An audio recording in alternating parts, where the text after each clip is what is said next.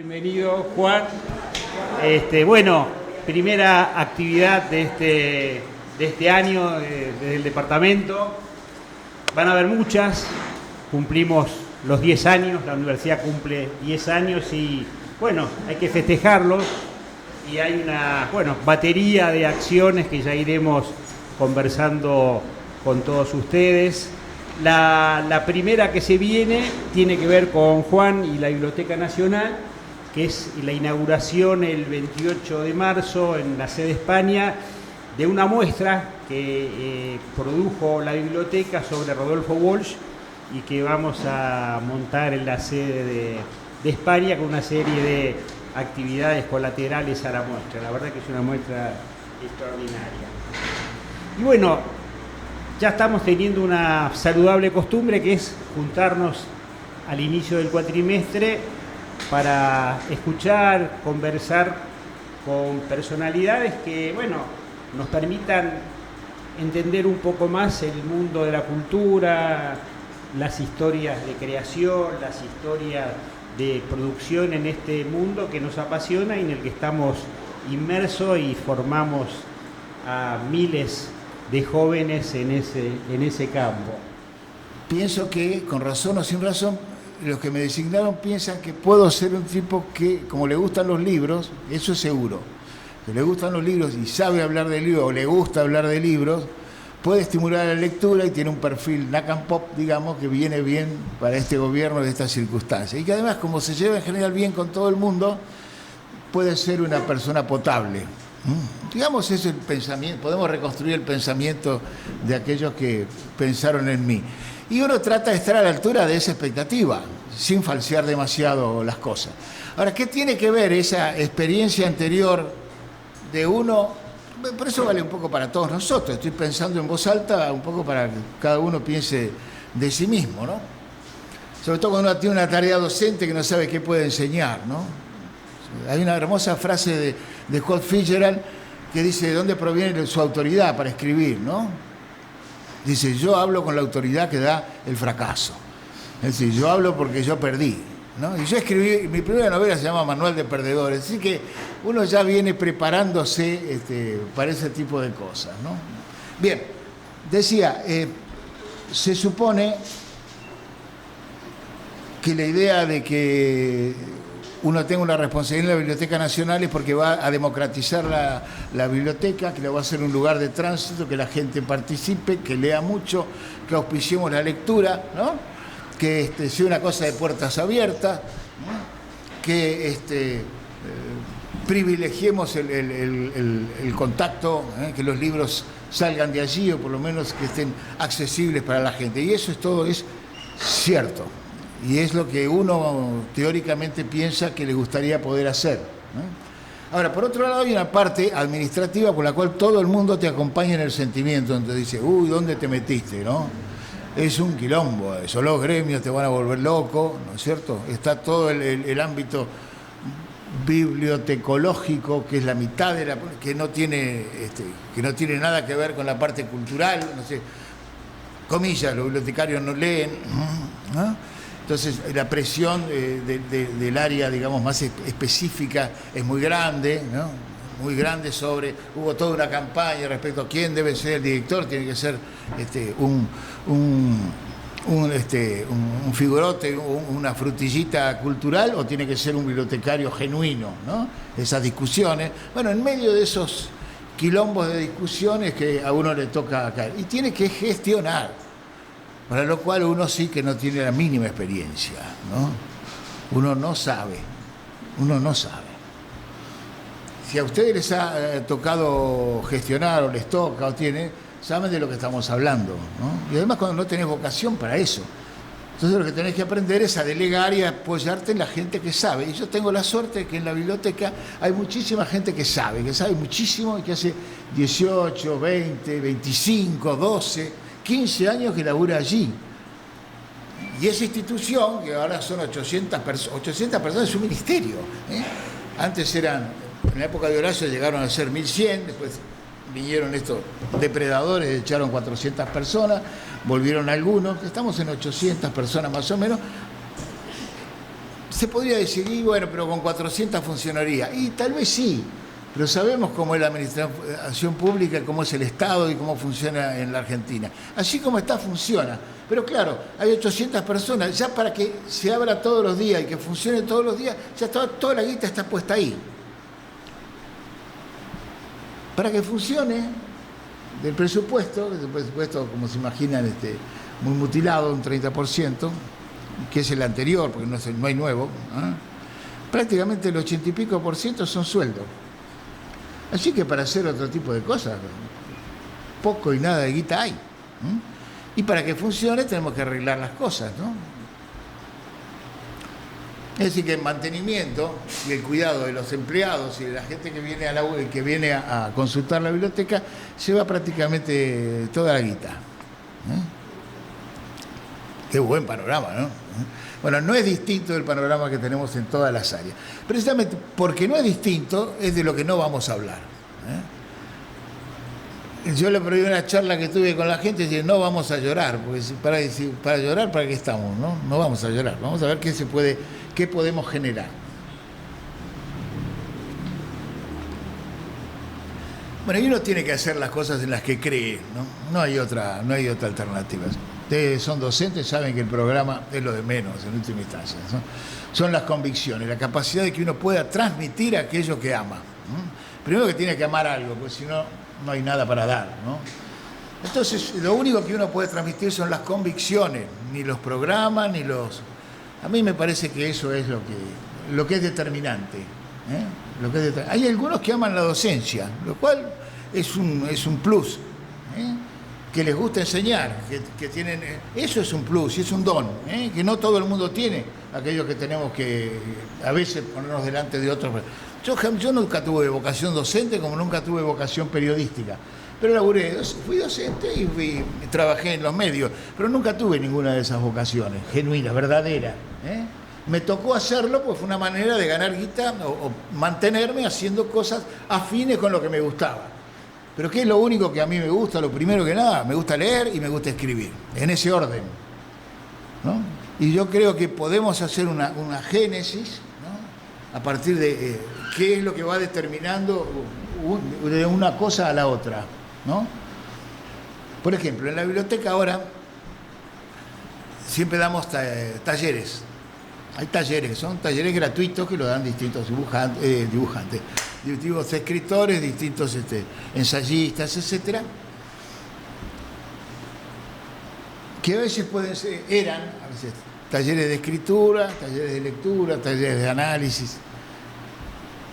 Yo propuse que los talleres fueran de lectura, no de escritura. Necesitamos todos necesitamos leer más que escribir, ¿no? Hoy en día escribe cualquiera y lee poco. Y a veces parece que es más difícil leer que escribir, ¿no? Es un pensamiento absolutamente reaccionario el mío, pero leamos primero, ¿no? Leamos primero, ¿no? Uno llega a escribir una vez que superó la idea de que tiene algo nuevo que decir. La lectura Borges decía, es una actitud más civil que la escritura, menos imperativa, menos, ¿no? Es una actitud de humildad, de salir de uno, ¿no? Entonces, poner el énfasis en la lectura es una manera de abrirse a la humanidad, abrirse a los otros y salir de uno. Cuando pones el énfasis solamente en la expresión personal, es decir que todos somos muy importantes, ¿no? Y todos tenemos algo importantísimo para decir, ¿no? Es un poco el mundo de las redes, ¿no? En que cada uno es el dueño de un universo propio de opinión, lo cual no está nada mal. Pero me parece que es mejor cuando eso es el resultado del reflujo de una comunicación, ¿no? De un acercamiento más humilde y más a la complejidad del mundo. Yo creo que uno de los méritos que tiene Juan Sasturain para ser director de la biblioteca es que es un nombre bisagra, diría yo, que es, por un lado, de la vieja guardia. Nunca me habías dicho eso. Bueno, ¿viste? ¿En qué sentido me lo dices? ¿Viste? Por eso. ¿Qué me está diciendo? Es un hombre de la vieja guardia en un punto, pero muy abierto a los nuevos instrumentos, las nuevas tecnologías. Para cualquiera que vio alguno de los 3 programas que él hizo en televisión, me parece que queda claro que ahí hay algo que viene del gran anacronismo, que hoy podría decir que es el libro y la biblioteca, gran anacronismo que el que nos va a salvar. Yo creo que nos van a salvar los anacronismos, básicamente, que es rescatar aquello que nos constituye como en una lógica humanística.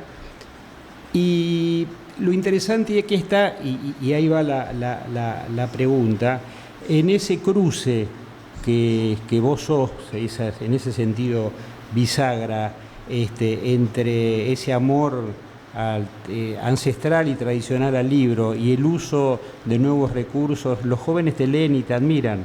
Entonces, ¿cuáles son algunas pistas que podamos ir pensando para que a nosotros nos interesan?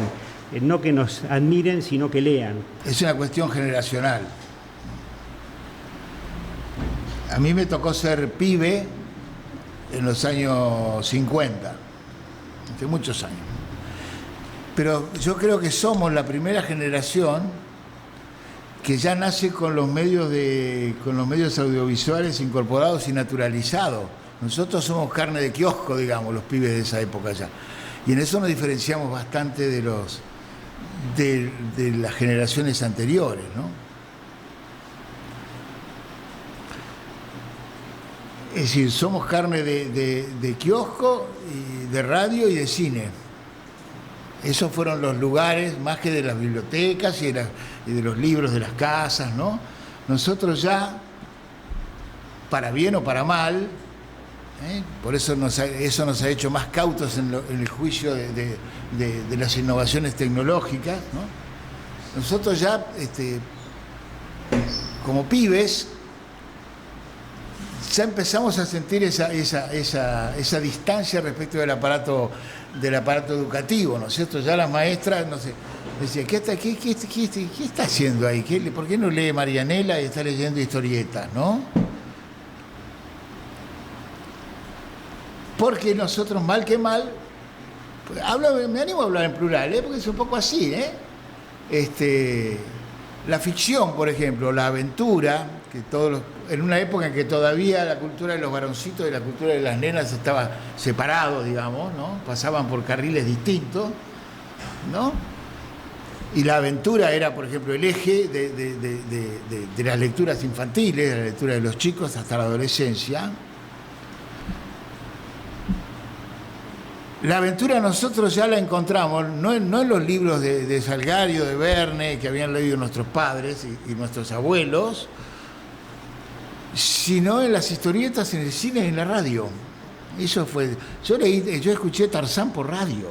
Yo conocí Tarzán por radio, es una cosa de loco. Bueno, pero es así, ¿no? Tarzán por radio.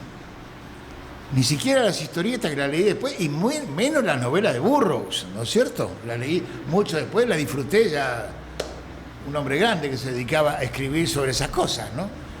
Pero como pibe, la aventura, que digamos que es ese concepto de esa zanahoria que lo saca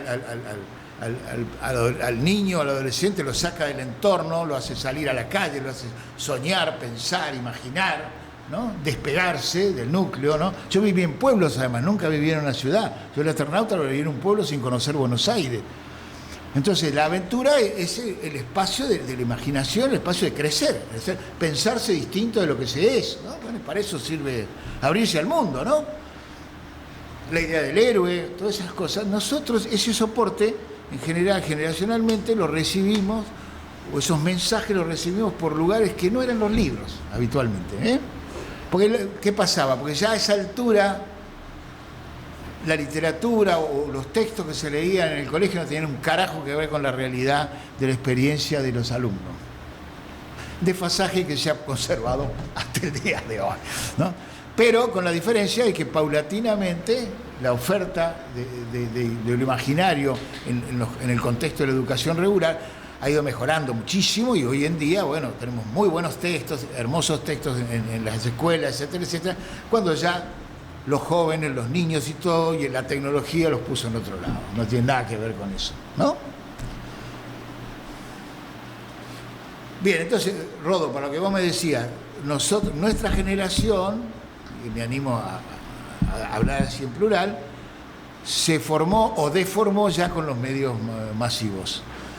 Entonces, cuando después pasamos por las facultades, yo estudié, digamos, fui pibe en los 50, estudié en los 60, me recibí, estuve en la facultad en los años 60, participé de todas las transformaciones de entonces, y después fui docente durante la primavera camporista, digamos, ¿no? Cuando llevamos toda esa evolución, o involución, o revolución, como se le llame, a la facultad, ¿no?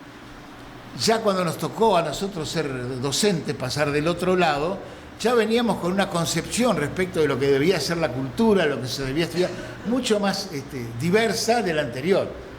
Cuando yo entré a la Facu, por ejemplo, cuando entré a Filosofía y Letras en los años 60, los programas realmente eran programas muy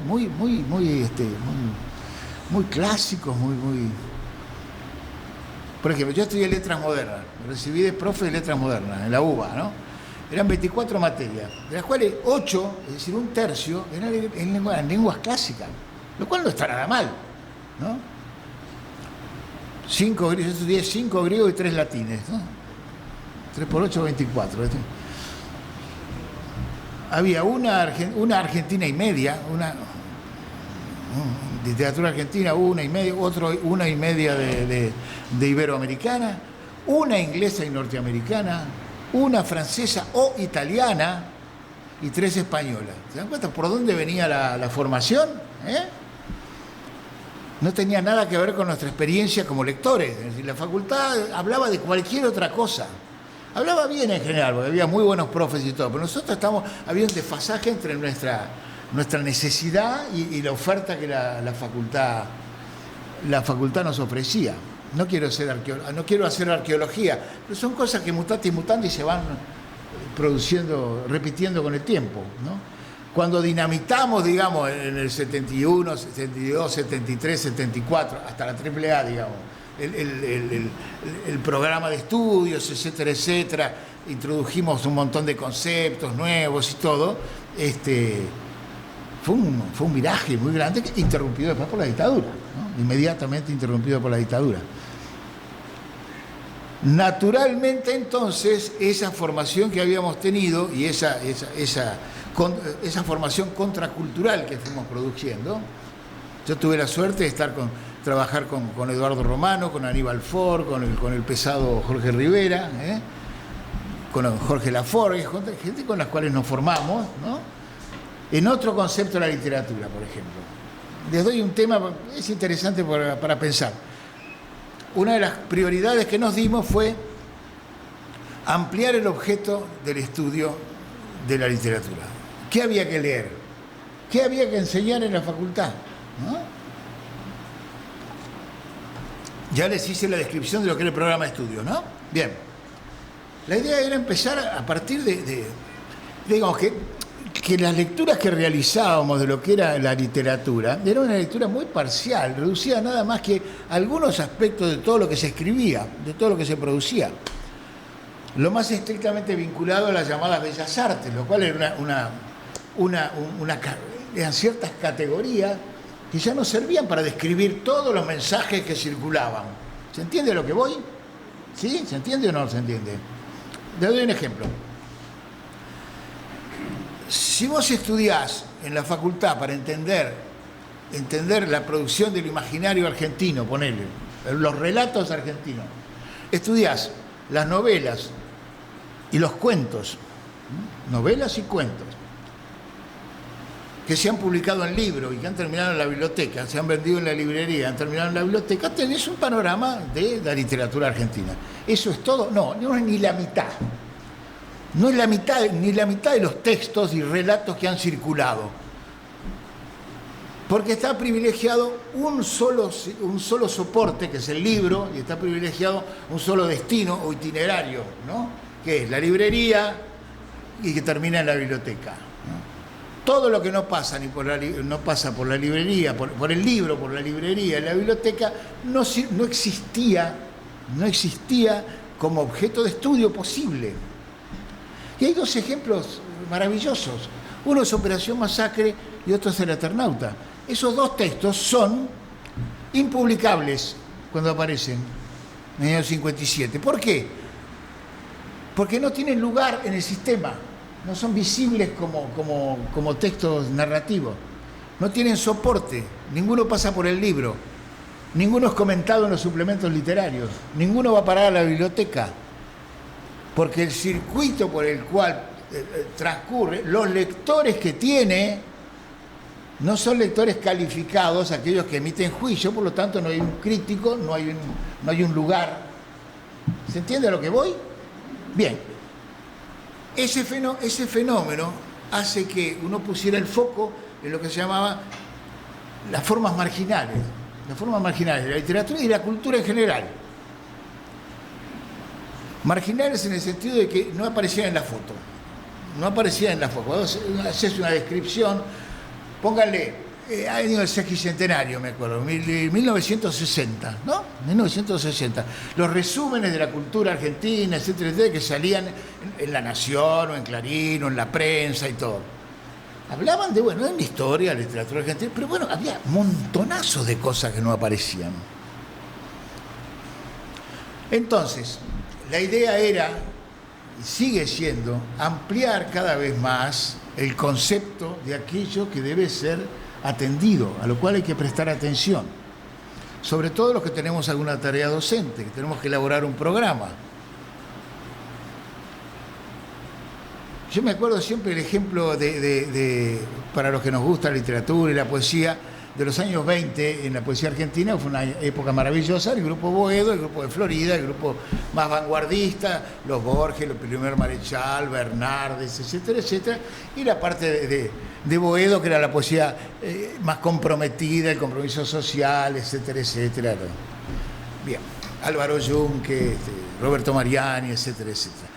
Con esos dos, la contraposición de esas dos formas de encarar la poesía argentina, dabas cuenta un poco, era un sistema para explicar la época. ¿Eso es cierto? No, es mentira, no es así. Eso es elegir solamente algunas cosas y darle valor de importancia determinada, contraponerlas entre sí y para un sistema de oposición entregar un sentido. Y no es así. Si uno va a atender a qué pasó con la poesía argentina en los años 20, tiene que agregar además al Malevo Muñoz y tiene que agregar a Celedonio Flores. Esos tipos escribieron el libro de poemas, sí, algunos que pasaron por el kiosco, pero sobre todo escribieron, en el caso del negro Celedonio Flores, algunos de los poemas convertidos en letra de tango que han perdurado a lo largo de la memoria de generaciones y que son la poesía que circulaba en esa época realmente en nuestro universo de los años 20. Si vos querés entender la poesía argentina de esa época, no podés entender eso, porque si no, no vas a entender a los poetas del 60, de los años 60. No vas a entender a Hellman, no vas a entender a Spumber, no vas a entender a Lamborghini. Porque estos vienen de una lectura que tiene que ver con sus orejas, con los tangos que oyeron. ¿Se entiende a dónde voy? Lo que quiero contar. Bien. Entonces, la idea, esto tiene que ver con la idea de la cultura. ¿De qué carajo es la cultura? ¿No? La cultura es mucho más. En aquella época me acuerdo que contraponíamos la cultura en el sentido elitista y la cultura en el sentido antropológico, ¿no? La manera de comer es parte de la cultura, cómo agarrar la cuchara es parte de la cultura, si nos ponemos, ¿no? Todo lo opuesto a la naturaleza es cultura, ¿no? Todo lo que no es natural es cultura. Y por otro lado estaba en el otro extremo, más restringido, estaba la cultura reducida a las bellas artes, ¿no es cierto? Estrictamente las bellas artes. En ese momento empezamos a mover todo ese asunto en dos sentidos. Por un lado, reivindicar como cultural todo aquello que es preilustración, es decir, aquello que no tiene escritura, aquello que tiene que ver con las formas de la cultura popular no organizadas según los criterios de la civilización, y eso en el extremo de la base, ¿no? Entonces, por ejemplo, estudiamos literatura iberoamericana, bueno, ¿empezamos dónde empezamos? Bueno, empezamos por la precolombina, ¿no? Los quichuas escribieron poesía, los aztecas escribieron poesía, el Popol Vuh es un texto extraordinario. Ampliamos el objeto hacia atrás. Y después ampliamos el objeto hacia adelante, en el presente. Es decir, no todos los relatos son novelas, teatro y cuento. No. Hay muchos relatos en la tele, en las pantallas hay muchísimos relatos. Y esos relatos pueden ser tan valiosos como una novela. Piense que hasta los años 50, por ejemplo, se discutía a niveles así, si el cine podía ser arte o no. Estamos hablando de los 50, ¿eh? Y el cine tiene obras maestras ya de la segunda década del siglo, ¿no es cierto? Está Griffith, que influyeron directamente con su manera de contar, con su sintaxis en la literatura. En los 70, por ejemplo, en los 60, la manera de contar las series de televisión más adocenadas, más formales, digamos, esas que contaban una historia en 26 minutos, 3x8, en 24 minutos, media horita de una serie cualquiera, ¿no? Imagínense Los Vengadores, póngale, ¿no? Modificaron la manera de contar, modificaron nuestra manera de percibir los relatos. Influyeron sobre el cine y sobre la literatura también.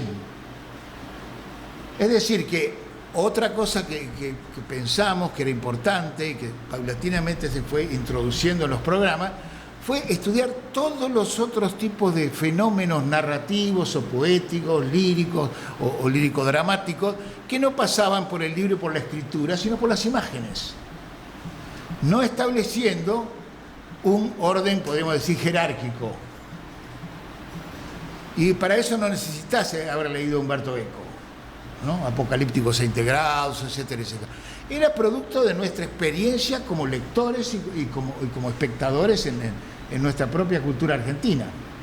La repercusión que eso tiene en términos culturales y políticos es inmediata. Decime qué me haces estudiar y después te digo para qué conclusiones voy a sacar, ¿no? Qué es lo que vale la pena estudiar y qué no. En ese sentido, y no vamos a desarrollar eso porque es un tema, pero es lindo para pensar, el fenómeno del Eternauta es exactamente paralelo y ¿cómo podemos decir?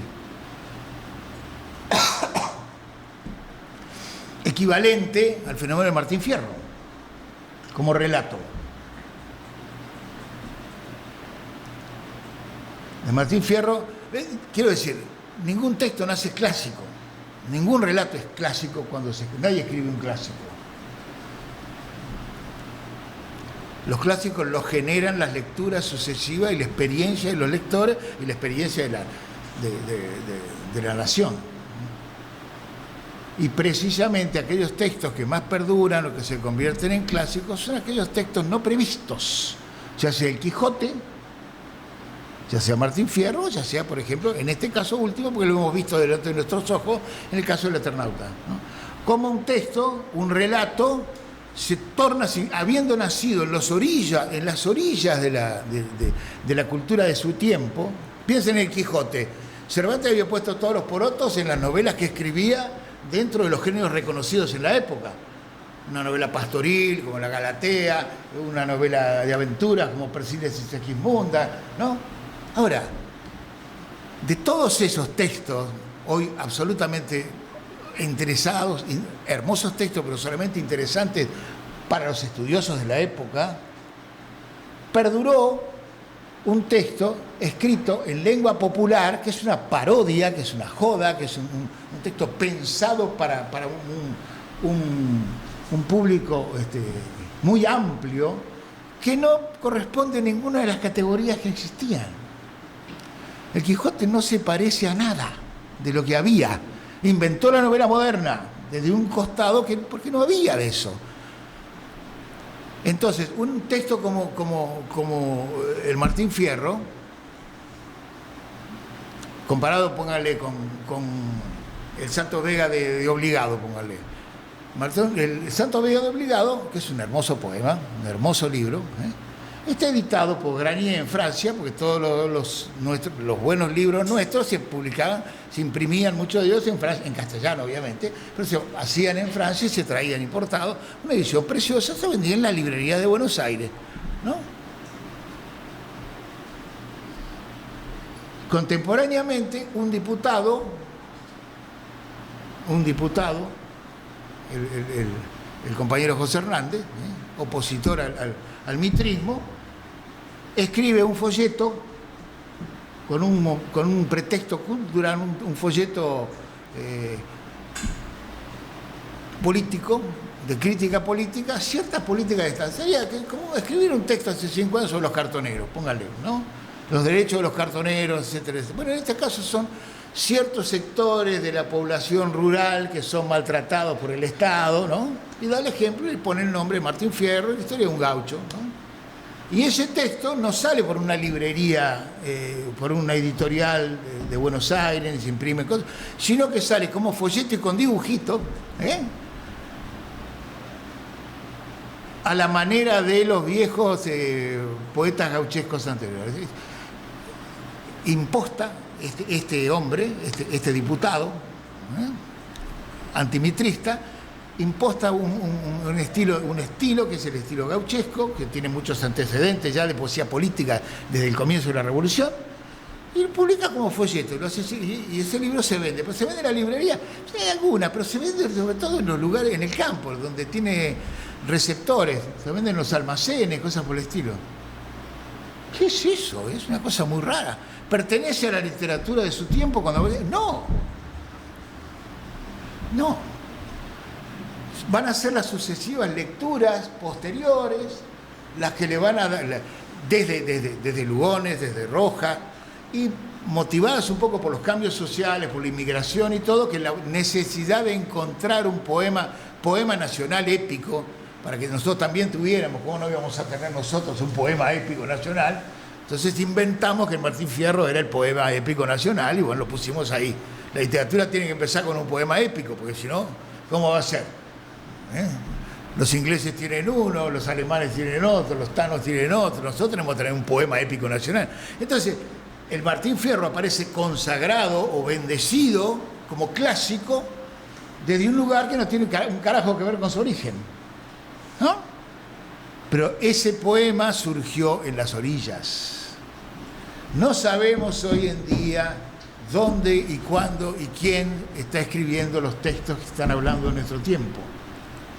No sabemos si aparecen en la foto, probablemente no, porque en general no aparecen en la foto. Entonces, esto implica, para los que manejamos, para los que nos movemos en el ámbito de la cultura, de la literatura, una visión muy amplia y muy receptiva de los fenómenos culturales, muy abierta, ¿no? En fin, bueno, me parece que me fui al carajo, ¿no?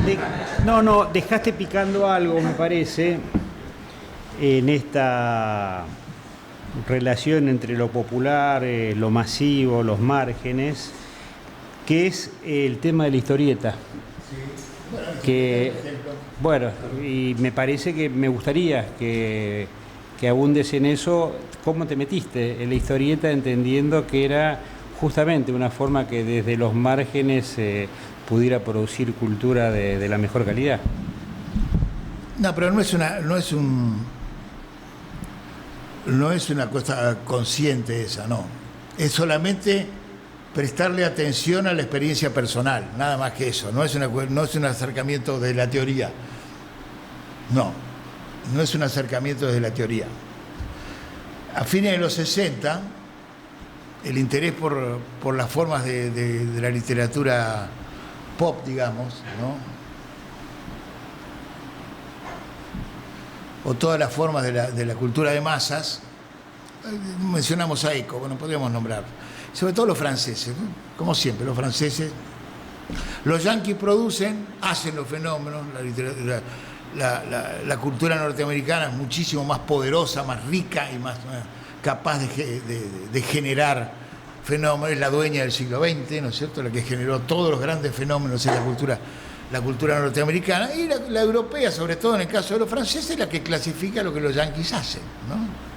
Y les explica a los yanquis les explica las cosas extraordinarias que ellos hicieron sin darse cuenta, ¿no? En el cine y la literatura es muy evidente eso, muy claro. Y en los 60 fueron particularmente el descubrimiento por parte de la inteligencia europea del arte que estaba oculto en los cuadritos, en las historietas, de que ahí en los grandes diarios, sobre todo en los años 30, los diarios tipo sábana de este tamaño. Muchos de ustedes no conocieron los grandes diarios, ¿no? La Nación, Crítica en los años 30 era así de grande, se doblaba, tamaño sábana. Los domingos suplemento a color, rotativa a color tenía botana. Las historietas se veían, ¿sabes cómo? Era el Louvre eso. No, claro.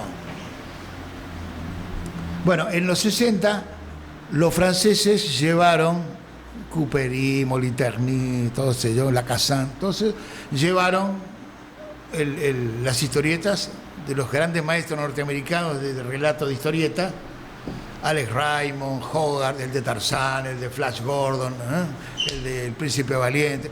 Los llevaron al Louvre, ampliaron los cuadritos, los colgaron en el Louvre y dijeron, ¡ah, la puta, mirá! Este es Miguel Ángel. Entonces hubo toda una reivindicación, toda una reivindicación y una relectura de aquello que había sido siempre considerado, porque lo era además, un tipo de relato dirigido a los niños. Sobre todo porque en Europa había sido dirigido a los niños. Un clásico de hoy como es Tintín o Tintín, como dicen los belgas, ¿no? O Asterix, están dirigidos y estaban en Europa, siempre en Francia sobre todo, dirigidos a los chicos. Tintín salía en una revista católica de difusión para los Boy Scouts, póngale esas cosas, ahí salía, ¿no? Pero en Estados Unidos no, porque las historietas salían en el diario, en el dominical. ¿Y quién compra el diario? ¿Era el suplemento para los pibes? No, era para toda la familia. Entonces, la aventura que se leía como el cine, pues para ir al cine, ¿no? Era para todos. Entonces había un dibujo realista, ¿no? Había un dibujo realista, casi renacentista, en algunos casos, que deslumbró. Y por otro lado, había grandes artistas que aparentemente no eran grandes dibujantes en términos de clásico, pero que estuvieron inventando maneras sintéticas de representar la acción a través de los cuadritos. Es decir, que la historieta no solo era buena en tanto se parecía a los murales del Vaticano, como podría ser Hogarth o el Flash Gordon de Alex Raymond, ¿no? Sino que además había unas cosas muy raras, que habían inventado formas de contar en cuadritos. Es un invento del siglo XX, que tenía que ver con el cine, es decir, una complicidad con el lector que entendiera que de acá a acá pasaba tiempo, que de acá a acá pasaba tiempo, que el globito indicaba que este hablaba y no aquel. Eso se inventó, eran códigos nuevos para demostrar en la práctica cómo contar. Y ahí había tipos que no eran buenos dibujantes, pero eran unos narradores extraordinarios. Por ejemplo, Chester Gould, el de Dick Tracy, un dibujante, dibujaba con un palo, mal dibujaba. O como dibujaba el viejo Breccia cuando empezó, mal. No eran dibujantes en el sentido clásico, deformados, ¿no? Pero inventaron una sintaxis, inventaron una manera de reconocer los personajes, ¿no? Apareció toda una nueva manera de contar. Bueno, esas historietas se convirtieron por primera vez en foco de atención para la alta cultura en los años 60. Y en la Argentina convergimos, digamos, de dos lados, veníamos de dos lados ideológicos, podemos decir, distintos. Un lado el Di Tella, ¿no es cierto?, el Instituto Torcuato Di Tella, y dentro de ellos algunos realmente tipos de una brillantez intelectual extraordinaria, como Oscar Mazota, como Oscar Steinberg, que anda todavía por acá, que fueron la avanzada desde una, ¿cómo podríamos decir?, desde la modernidad estética de entonces, el pop art, etcétera, que pusieron el foco en la historieta. Y en tanto encontraron a los argentinos, no solo a los yanquis, no, si acá teníamos. Y ahí lo descubrieron, comillas, a Breccia, a Salinas y a Tano Prat, sobre todo esos tres, que eran los que habíamos leído nosotros de chicos en esas revistitas miserables que no se veía un carajo, mal impresas de papel, en los años 50. Esos tipos en el Di Tella, cuando había originales, pusieron las Termópilas del viejo Breccia y Ovestre y dijeron, ¡ah, la puta! Entonces, por un lado, por un lado hubo una reivindicación de la historieta como arte sintético, etcétera, con toda esa influencia europea, desde esa línea de pensamiento, la semiología, digamos. Y por otro lado veníamos los populistas, digamos, ¿no? Los Knack and Pop, que recuperábamos toda la cultura popular de las revistas como lugar en el cual se producían muchos de los más importantes relatos que la Argentina produjo. Y hubo una convergencia a partir de entonces, que bueno, que sigue un poco hasta hoy, ¿no? Y que coincide más o menos con esa época, fines de los 60, comienzos de los 70. No es casual. Es el momento de efervescencia política de todo tipo, ¿no? Era cuando la revolución estaba ahí cerquita, cuando Allende había ganado las elecciones, ¿no? Con toda la insurreccionalidad, con el Che, con el Mayo francés, todo tiene que ver. Y eso había dinamitado un poco los conceptos culturales y literarios tradicionales. Todo eso se incorporó como objeto de estudio en determinado momento, porque aparecía como un lugar efervescente, ¿no? En la Argentina, el periodismo gráfico es interesante, los diarios es un fenómeno interesantísimo. Bueno, usted le voy a decir, ustedes saben de esas cosas, pero durante mucho tiempo los diarios estuvieron los matutinos, que eran serios, y los vespertinos, que le daban espacio a las cosas menos serias, ¿no? Los diarios respetables eran los de la mañana, y los diarios que hablaban más de fútbol, de carreras y de crímenes y todo, eran los de la tarde, ¿no? Digamos, La Nación, La Prensa, Clarín y Crónica, cosas, ¿no? Ahora, ¿qué tenían los diarios de la tarde? Por ejemplo, Crónica, los mejores tituleros del país, ¿no? Porque en Crónica se titulaba con desparpajo, había espacio para la joda, para el humor negro, las fotos no sé, igual que en todas las revistas de Editorial Sarmiento, digamos, todas las revistas de Crónica, ¿no? Bien, ¿qué pasó? Página 12, ¿qué hizo? Trasladó algunos mecanismos propios de los diarios, sobre todo el titular, ¿no? La manera de titular de los diarios populares de la tarde a un diario de opinión matutino. El humor, que estaba confinado a las últimas páginas, ¿no es cierto?, lo pasó adelante. Bueno, y acá en este libro participó Rudy, ¿no? Bueno, Rudy y Daniel Paz escribieron el chiste que está arriba a la izquierda. Me das paso para... Como si esto fuera poco, acá el compañero. Bueno, la idea es entonces que en página lo que se invirtió fue, digamos, se incorporó el humor, formas de complicidad con el lector, ¿no?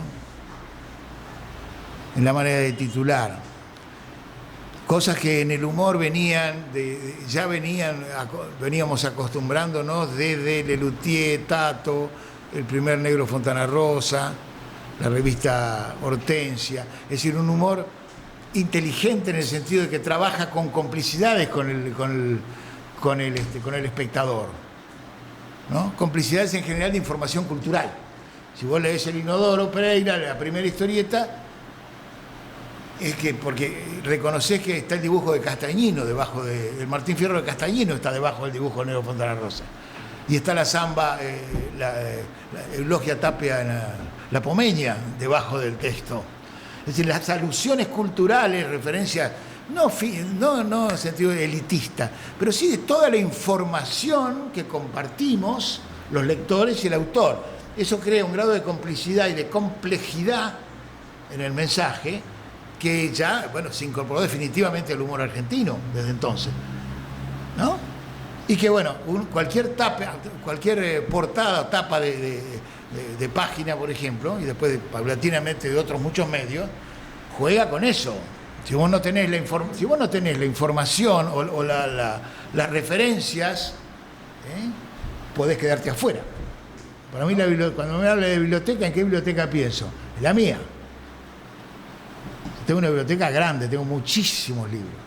Lo bueno que en la Nacional no me pueden preguntar si los leí todos. En cambio, en mi casa viene uno y siempre te dice, sí, ¿los leíste todos, Juan? No, claro que no. Pero los tengo. ¿Y por qué? Y los tengo, me gustan. Una biblioteca de referencia. Sé que alguna vez lo voy a leer o no. En la Biblioteca Nacional no me pueden preguntar eso y eso es muy cómodo, ¿no? 1,5 millones de libros hay, así que... Nada. Es que ha cambiado el sentido, ha ido cambiando el sentido. Yo creo que un sentido primordial de una biblioteca como la Biblioteca Nacional es que es un lugar de nuestra identidad como comunidad. Ahí está todo lo que los argentinos produjimos. Y eso es lo que hace a la originalidad de esta biblioteca, que no tiene ninguna otra biblioteca del mundo. Otras serán más grandes, más lindas, mejores, más chicas, más grandes, no importa. Pero esta, en particular, con todas sus imperfecciones, ahí está todo. Ahí está todo lo que nosotros produjimos como cultura. Piense que la Biblioteca Nacional tiene los 200 años de la patria. Ahora, año belgraniano, ¿no? Se cumplen los 100 años de don Manuel Belgrano. Belgrano donó su biblioteca personal, como hicieron muchos de los patriotas. Y están los libros ahí, lo vamos a exponer ahora. Es una maravilla eso, están los libros que puso Belgrano en 1911. 1811, perdón. Y eso es tan interesante eso como haya incunable del siglo XV, XVI, etcétera, etcétera, maravillas como las que hay. Pero es tan importante como eso que vos pedís un diario de Peguajó de 1870 y está. Y está. Eso es la biblioteca, es la memoria, es el lugar de nuestra identidad, un lugar donde nos podemos ver, nos podemos encontrar, ¿no? Uno de los pocos lugares que tiene la continuidad de nuestra conciencia como sociedad. Es un lugar maravilloso en ese sentido, es impresionante. La biblioteca, les digo, es una cosa de locos, ¿no? Es una cosa de locos, una cosa muy hermosa, muy poderosa, ¿no? La cantidad de cosas que pasan ahí adentro, y les digo, ¿no? Bueno, primero que nada eso, después, ¿qué uso se da de eso? Lo importante es que esté ahí, es importante que esté ahí. Y que tengamos conciencia de que eso es parte nuestra, que nadie mete la mano, nadie se meta con la biblioteca, como diría Papo, ¿no? Nadie se atreva a tocar la biblioteca, ¿no? Y después, ¿qué hacemos con eso? No podemos obligar a los chicos que vayan a la biblioteca una vez por semana, ¿no? Tampoco a hacer visitas guiadas todo el tiempo ni cosas por eso. Pero sí tenemos que, si tenemos alguna responsabilidad ahí, hacerla visible, ¿no? Que no sea el canuto. Nadie tiene derecho a encanutarse esos saberes, eso está claro. Lo que suele pasar con el funcionariado, con cosas que uno se apropia de los lugares, ¿no es cierto? Sea la Academia de Letras, la Academia de el Club Deportivo Español, no importa, apropiarse, hacer el gestor, el que dirige, se apropia, ¿no? Lo hace suyo. Bueno, eso es fundamental que no lo sea ni de una clase, ni de un sector, ni de una persona, ¿no? Y que esos saberes estén lo más accesibles para todos. Ahora, si la gente lee más o menos, si tiene que ser todo más digitalizado o no, si las bibliotecas cumplen más función que hace 100 años, evidentemente que no, claro que no. Piensen ustedes que antes los libros y las bibliotecas surgieron porque era el lugar donde eran públicas, ese es el concepto de público. En lugar de tener un tipo que tenía su libro, había un lugar en que todos podían leer el mismo libro que tenía nada más que el doctor. ¿Vamos? ¿Para qué era la biblioteca? Biblioteca pública. Por eso los socialistas, sobre todo, ¿no es cierto?, hicieron una tarea de divulgación de la literatura y de los libros y del saber en las bibliotecas populares, porque era una manera de instruir a aquellos que no tenían guita para comprarse los libros.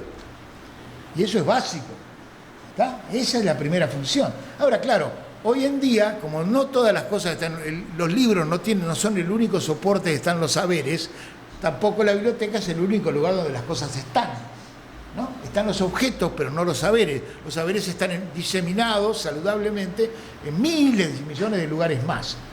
Podés convertirte en saber muchas cosas sin ir nunca a la biblioteca. ¿Estamos? Entonces las funciones se van modificando. pero sigue existiendo como reservorio y como lugar de la memoria, ¿no? A mí me parece, a ver si coincidimos, que los soportes es lo de menos. Ya sea la pantalla, ya sea el papel, ya sea la oralidad, el aire, que nos llegue así, que nos llegue...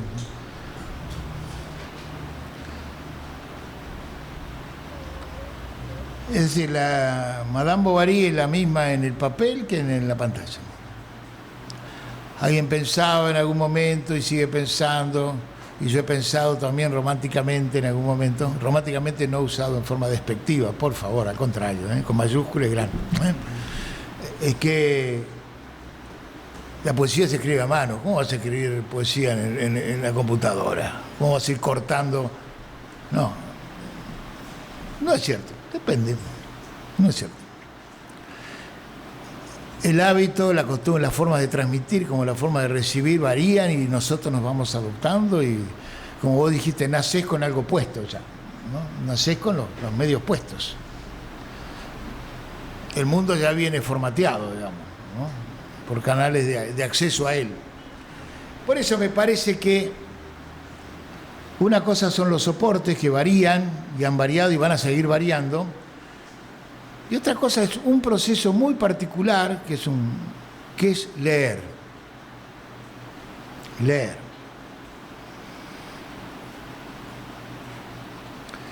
Lo que está en crisis, crisis en el sentido no de catástrofe, sino crisis en el sentido de una agonía en términos de un amuno, ¿no es cierto? De una lucha, de una tensión. Lo que está en crisis es el gesto de leer. Se ha desnaturalizado, quiero decir, en el sentido de que ya no es algo que naturalmente uno haga. Cuando digo leer, me refiero a leer ficción o a leer literatura, ¿no? A eso me refiero, ¿eh? ¿Y por qué se ha enrarecido el hecho de leer? Porque leer requiere ciertas condiciones mínimas y que por ahora son insoslayables. Es algo que haces vos solo,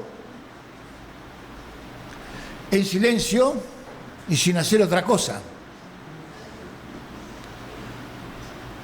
No sé cuántas cosas conocen ustedes que cumplan esas tres cosas, ¿no? Más que ir al baño, dormir, ¿eh? Por eso leemos en la cama y leemos cuando vamos al baño también, ¿no? Es decir, que cuando se dice es difícil encontrar tiempo para leer, podemos decir que no es cierto, pero sí es cierto, porque nuestros hábitos, la manera que tenemos de encarar el uso de nuestro tiempo, y esa es la palabra, es el tiempo el problema. El único problema, que no es un problema, es una realidad, es el tiempo, que es lo único que no podemos modificar.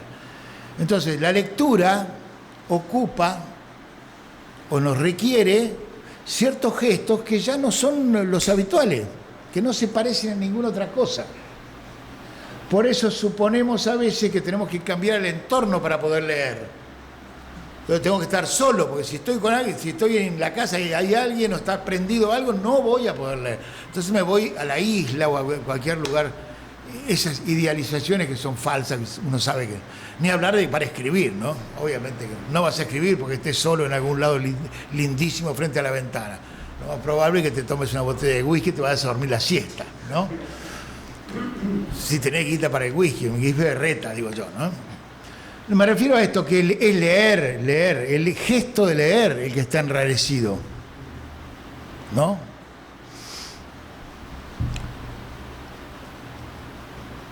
Entonces no depende del soporte, no depende del soporte.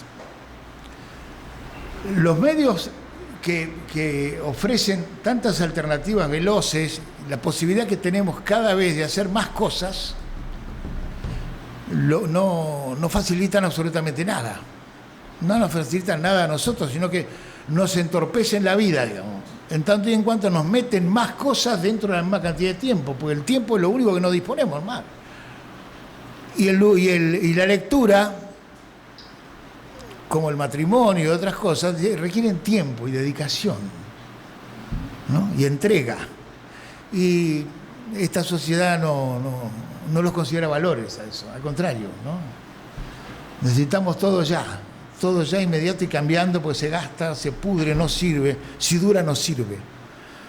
Entonces, el gesto de leer es el que está Por eso se venden cada vez más, y no estoy haciendo un juicio de valor, pero se venden cada vez más y es más fácil de vender novelas o textos cortos, cuentos que figuran como novelas, que no lo son, cuerpo 14 doble espacio, ¿no? Lo que pasa es que cuestan 400 mangos, ¿viste? Es un afano, ¿no? A mí me parece bien que se publiquen cosas cortitas, pero no me la venda como si fuera larga.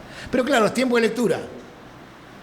Fíjate que las virtudes que se ponen en las contratapas de los libros es, no puedes soltarlo, no puedes distraerte, ¿no? Tenés que, de un tirón, se lee de un tirón. Cuanto más rápido lo pueda leer y tener la visión total, es una virtud esa. Es una virtud, pero no es la virtud. No hacia la excelencia. La literatura es precisamente el trabajo sobre el lenguaje. El trabajo sobre el lenguaje requiere una tarea de elaboración que en algunos talentos es casi espontánea y en la mayoría de los adoquines nos cuesta mucho. Hay un tiempo de escritura y un tiempo de lectura también. El texto tiene una densidad que requiere su tiempo. Entonces, a mí me parece que esa es la cuestión. Y después está el libro, el objeto libro, que tiene otro tipo de contradicciones. Pero es esta primera, la que determina la variable. Porque sería lo mismo leer. El problema, no sé si es un problema, si la lectura de las novelas tiene que desaparecer, y desaparecerá, viejo, no hay nada que hacer, la cultura es así, las cosas cambian. Pero no es el problema exclusivo del objeto libro, es otra discusión.